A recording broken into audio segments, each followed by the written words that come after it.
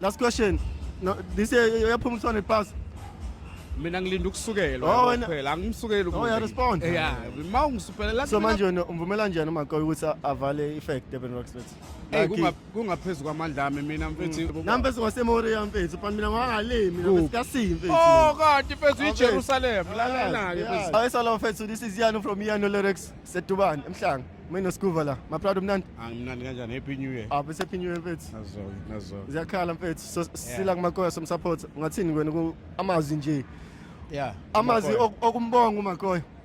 mina nje into engayibonga kakhulu kuMakoya Yeah. ukuthi ngibonga kakhulu i-opportunity anginike yona ngoba ngikwazile ukuthi ngishintshe impilo yami ngenxa Yeah. yokuthi unginikile ithuba siyazi ukuthi Afrotainment ikhaya leGqomu yonke into but mina wanginika ithuba I was a first rapper amsayini Afrotainment and then wasekulandela kabo Beast but wavula ngami kubuka komunye umuntu ezothi la ikhaya sisebenza ngeGqomu kuphela but wanginika Yeah. i-opportunity namhlanje ngiyakwazi ukuthi yabo nami ngikwazi ukubeka isinkwa etafuleni ngenxa yakhe so yeah ngibonga kakhulu ngathi inkosi ingaqhubeka imgcine aphinde avulele nabanye futhi indlela abakhanyisele ngiyambongela futhi nanokuwina i-Song of the Year kwiGagazi usebenze kakhulu So manje wena umvumela kanjani uMakoya ukuthi avale effect Durban Rocks mfethu?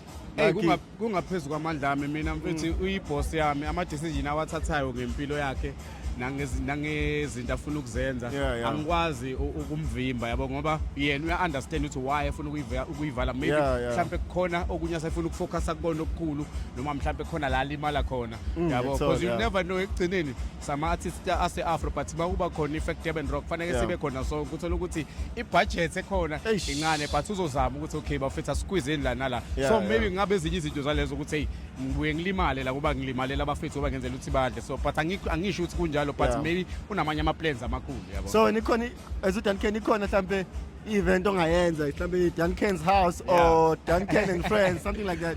yeah definitely sure Sure. kahle mfethu ikhona into engijwayele ukuyenza but kusuke kuyi-birthday celebration Oh, yeah, ngeke yeah, ngayenza twice eGroutville Okay. ngayenza nje kuba mnandi kakhulu kulokhu bengiyenze eMpumalanga so but like Sure. usuke ngiyenza like from ephaketheni lami yabo so ngiyafisa ukuthi ngiyenze nami izinto ezifana njenge-fact one day kubalulekile ukuphupha kakhulu yabo. Balulekile mfethu, Yeah, sure, so yeah. ngiyafisa nami ukuthi ngibe nento ezoba nkulu maybe mhlawumbe kube i-homecoming yabo Ngiyathola. yakwaMasho Remori Ah, so mfethu. yeah mina sithembe kulo nyaka musha sangahamba singqongqoze as long uthola iponsa yonke into iba Yonke easy into iyenzeka, because- mfethu. yeah So last question. No, this year uyaphuma u200 pass. mina ngilinda ukusukela Oh, wena- phela angisukeli Oh, uyarespond? yeah mawungisupela la mina mfethu ngile out right yabo Sure, mawu right yeah. once waba wrong nabo ngiba wrong so akusukela ubunye umuntu Asaba